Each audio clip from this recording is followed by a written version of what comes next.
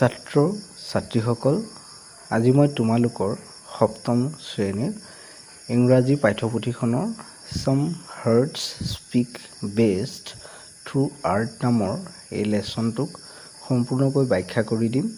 গতিকে এতিয়ালৈকে যদিহে চেনেলটো ছাবস্ক্ৰাইব কৰি লোৱা নাই, কৰি লোৱা, কাৰণ তোমালোকৰ এনেধৰণৰ ভিডিঅ'বোৰ ইয়াতে পাই থাকিবা।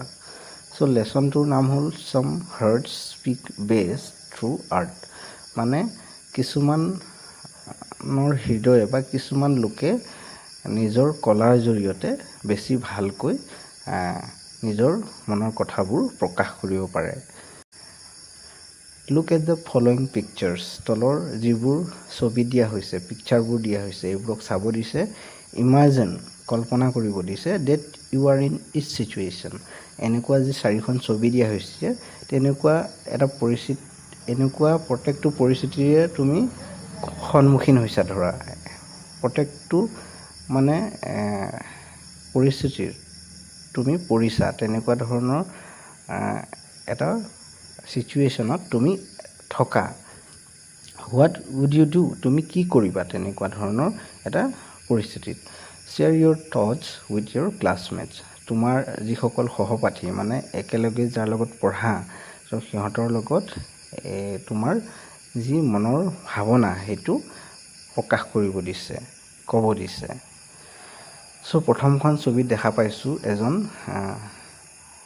ভেণ্ডৰ অৰ্থাৎ বেপাৰী, ৰাস্তাত বহা এজন বেপাৰী, আৰু তাৰ যি ফল মূলৰ বেপাৰী, এই বেপাৰীজনৰ যিবোৰ ফল মূল, এইবোৰ কিবা কাৰণত পৰি গ'ল ধৰা ৰাস্তাত। তুমি তেতিয়া কি কৰিবা? নিশ্চয় তুমি কি কৰিব লাগিব, এইবোৰ আকৌ পুনৰ তাৰ যিখন ঠেলা বা তাৰ বেপাৰ কৰা ঠাইখন, তো তাত আকৌ ধুনীয়াকৈ সজাই দিবলৈ তুমি সহায় কৰিব লাগিব। তাৰপিছত ইয়াতে চোৱা, এজন ৰিক্সাৱালা, এজন সাধাৰণ লোক, অসহায় লোক, আৰু তাক সুবিধা পায় মানুহে কি কৰিছে, বেয়া ব্যৱহাৰ কৰি আছে। তেতিয়া তুমি কি কৰিবা? নিশ্চয় তুমি তেওঁক সহায় কৰিব লাগিব। তাৰপাছত তৃতীয়খন ছবিত চোৱা, ইয়াতে কণমানি ল'ৰা ছোৱালীবোৰে খেলি আছে, আৰু ইয়াতে এজনী কণমানি ছোৱালী আছে যিজনীয়ে এখন হুইল চেয়াৰত বহি আছে, চেকা লগা চেয়াৰত বহি আছে, মানে তাইৰ ভৰি দুখন বেয়া হ'ব পাৰে সেইকাৰণে। আৰু ইয়াতে খেলা তাই চাই আছে, বেলেগ সৰু সৰু ল'ৰা ছোৱালীবোৰে, কণমানি ল'ৰা ছোৱালীবোৰে খেলা তাই চাই আছে বেলেগে। চ' তাইৰো মনটো খেলো যেন লাগিলেও কিন্তু খেলিব পৰা নাই। চ' তেতিয়া তুমি কি কৰিবা সেইটো কথা তুমি ভাবি পেলাই ক'বা। তাৰপিছত ইয়াতে চোৱা, ইয়াতে এক্সিডেণ্ট এটা হৈছে, দুৰ্ঘটনা হৈছে। দুৰ্ঘটনা হৈ ইয়াতে মানুহ কি হৈ আছে, দুজন পৰি আছে দুৰ্ঘটনা হৈ। এই সময়ত তুমি কি কৰিবা? চ' সেইটো ভাবি পেলাই তোমাৰ সহপাঠীক ক'বা। তাৰপিছত কৈছে, there is no' exercise better for the heart than reaching down and lifting people up. John Holmes. জন হলমেছে এইষাৰ কথা কৈছে, মানে আমাৰ যি হৃদয়খনৰ কাৰণে এনেকুৱা আৰু ভাল এক্সাৰচাইজ নাই বুলি কৈছে, যিটো মানে আমি তললৈ গৈ, আমাৰ যিয়ে পৰিস্থিতি নাথাকক, আমি যিমানে ডাঙৰ নহওক, আমি বিপদৰ সময়ত যদি কাৰোবাক তললৈ গৈ বা সৰু হৈ সহায় কৰোঁ, সেইটোৱে আমাৰ মনটোক বহুত আনন্দ দিব, আৰু সেইটোৱে মানে কি আমাৰ হৃদয়ৰ কাৰণে বহুত ভাল এটা এক্সাৰচাইজ হ'ব। তাতকৈ আৰু ভাল এক্সাৰচাইজ নহয়, সেইটো কথা বুজাইছে, সেইটো কথা কৈছে মানে। তাৰপিছত ইয়াতে দিয়া আছে যে Dipu, Bimal, Tania and Medha are students of Model High School. Dipu, Bimal, Tania আৰু মেধা মডেল হাই স্কুলৰ ছাত্ৰ ছাত্ৰী হয়। At the school gate, Dipu, Vimal and Tanya are chatting and laughing. স্কুলৰ যিখন গেট, গেটৰ সন্মুখতে দীপু, বিমল আৰু তানিয়াই কি কৰিছে, কথা পাতি আছে আৰু হাঁহি হাঁহি কথা পাতি আছে মানে। When মেধা walks past, যেতিয়া মেধাই কাষেদিয়ে পাৰ হৈ গৈ আছে। ইয়াতে দেখা পাইছা ছবিখনত Dipu points at her with a grin. দীপুৱে তাইৰ পিনে কৈ মানে হাত দেখুৱাই, আঙুলি দেখুৱাই হাঁহি বা মুখ বেকা কৰি পেলাই হাঁহি কৈছে কিবা। ইয়াতে কৈছে হেই লুক হুইজ হেয়াৰ, হেই ইয়াত কোন আছে চোৱা, সেইটো কথা কৈছে মানে। দ্য চাইলেণ্ট কুইন, চাইলেণ্ট মানে নীৰৱে থকা, মনে মনে থকা, কুইন মানে ৰাণী, মানে নীৰৱে থকা ৰাণী। ইয়াত চোৱা কোন গৈ আছে, নীৰৱে থকা ৰাণী গৈ আছে, মানে মনে মনে থকা ৰাণী কথা কৈছে। তাৰপিছত ইয়াতে আৰু এজন ল'ৰাই কৈছে, মানে এইজন যদি দীপু হয় এইজন কোন হ'ব, বিমলে কৈছে ডু ইউ এভাৰ টক, তুমি কেতিয়াবা কথা কৈছানে বুলি কৈছে। মেধা তুমি কেতিয়াবা কথা কৈছানে। Tania she is our miss mute from today, Tania আজিৰ পৰা তাই আমাৰ কি বুলি কৈছে, মিছ মিউট মানে ধৰা কোনো উচ্চাৰণ নকৰা। তাৰপিছত আকৌ দীপুৱে কৈছে ইয়াতে হেই মিছ মিউট, আৰু ভীমলে কৈছে হেই মিছ মিউট, মানে জোকাইছে মিছ মিউট বুলি কয়। তাৰপিছত এইখন ছবিত চোৱা ইন দ্য ক্লাছৰুম, এয়া এখন ক্লাছৰুমৰ ছবি। ইয়াতে শিক্ষয়িত্ৰীগৰাকীয়ে কৈছে যে Medha introduce your new friend Shreya to the class. মেধাক মাতি আনি কৈছে যে মেধা তোমাৰ নতুন বান্ধৱী পৰিচয় কৰি দিয়া ক্লাছটোৰ লগত। আৰু নতুন বান্ধৱীজনী কোন বুলি কৈছে, শ্ৰেয়াক, মানে শ্ৰেয়া নতুনকৈ আহিছে স্কুলত, তাক পৰিচয় কৰি দিয়া বুলি কৈছে।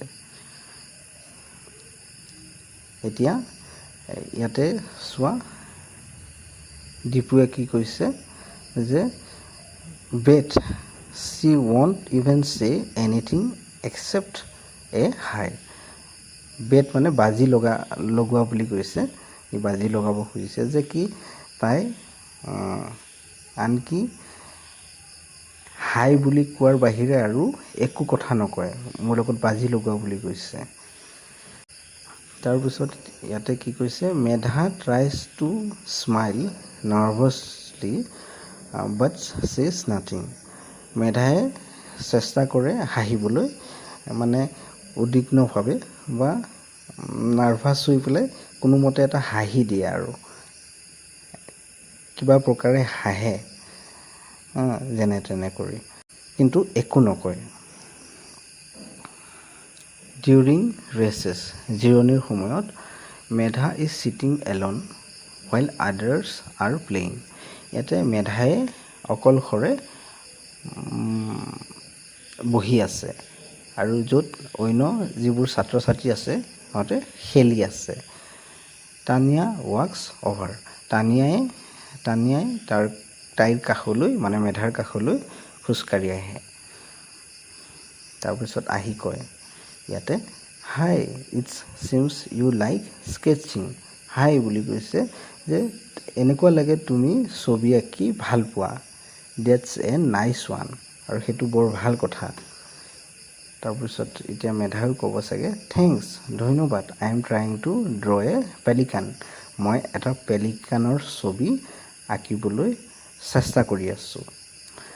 পেলিকান মানে এনেকুৱা এটা চৰাই, যিটো চৰাই ধৰা হ্ৰদ বা জলাশয় বা সাগৰৰ পাৰৰ অঞ্চলবোৰত থাকে প্ৰধানকৈ, আৰু মাছ খায় চৰাইটোৱে, আৰু তাৰ মুখখন বহুত বহলকৈ মেলিব পাৰে, এনেকুৱা ধৰণৰ এটা চৰাই। কি কৈছে যে thanks I am trying to draw a pelican I read about it yesterday যে ধন্যবাদ মই চেষ্টা কৰি আছোঁ কি বুলি কৈছে এটা পেলিকানৰ ছবি আঁকিবলৈ কাৰণে আৰু মই ইয়াৰ বিষয়ে কালি পঢ়িছিলোঁ বুলি কৈছে they started chatting softly আৰু মেধা আৰু তানিয়াই কোমলকৈ বা ভালদৰে কথা পাতিবলৈ আৰম্ভ কৰিছিল দীপু ৱাকছ টুৱাৰ্ডছ মেধা এগেইন দীপুৱে আকৌ এবাৰ কি হ'ল মেধাৰ পিনে খোজকাঢ়ি আহে ৰেডি টু টিচ আৰু জোকাবলৈ আৰম্ভ কৰে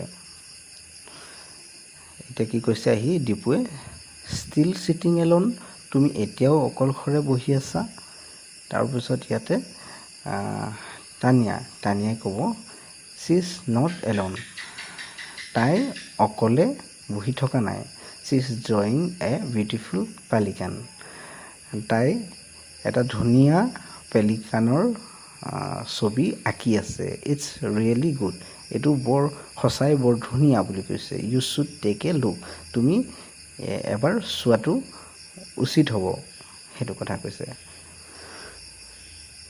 এ ফিউ ডেজ লেটাৰ কেইদিনমানৰ পিছত এট দ্য মৰ্ণিং এছেম্বলি ৰাতিপুৱা যেতিয়া প্ৰাৰ্থনা কৰিবলৈ কাৰণে একগোট হয় স্কুলত তেতিয়া ইয়াতে কি কৈছে দিছ উইক ইজ কাইণ্ডনেছ উইক আৰু এই সপ্তাহটো কি বুলি কৈছে দয়াৰ সপ্তাহ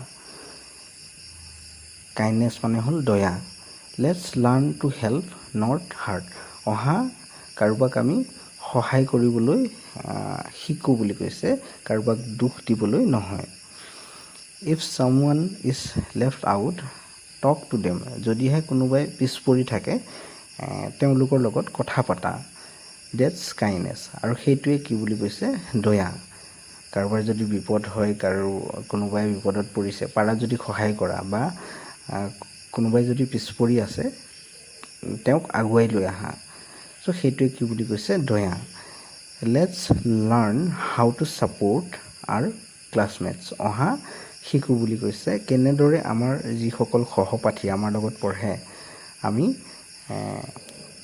তেওঁলোকক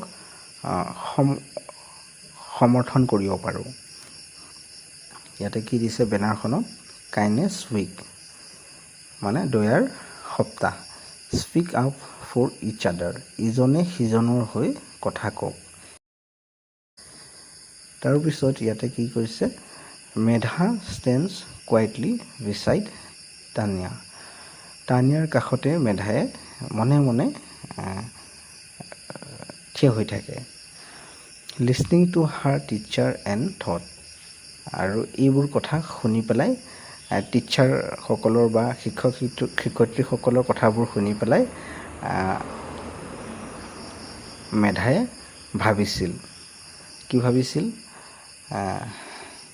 তানিয়া ষ্টুড ফৰ মি তানিয়াই মোৰ হকে থিয় দিছিল চি লিচন তাই শুনিছিল because of her I felt চিন আৰু তাইৰ বাবেই বা তাইৰ কাৰণে মানে মোৰ মনটো ভাল লাগিল আৰু বা তাই মোৰ মনৰ কথাবোৰ বুজি পোৱা যেন লাগিল ডেট চেঞ্জ এভৰিথিং আৰু সেইটোৱে সকলোবোৰ সলনি কৰি দিছিল সেইটো কথা কৈছে তো ছাত্ৰ ছাত্ৰীসকল লেচনটোৰ ব্যাখ্যা ইয়ালৈকে আছিল ইয়াৰ পাছৰ ভিডিঅ'টোত মই ইয়াৰ এক্টিভিটিজবোৰ বা কুৱেশ্যন আনচাৰবোৰ কৰি দিম চ' এতিয়ালৈকে যদিহে চেনেলটো ছাবস্ক্ৰাইব কৰি লোৱা নাই কৰি লোৱা কাৰণ তোমালোকৰ এনেধৰণৰ ভিডিঅ'বোৰ ইয়াতে পাই থাকিবা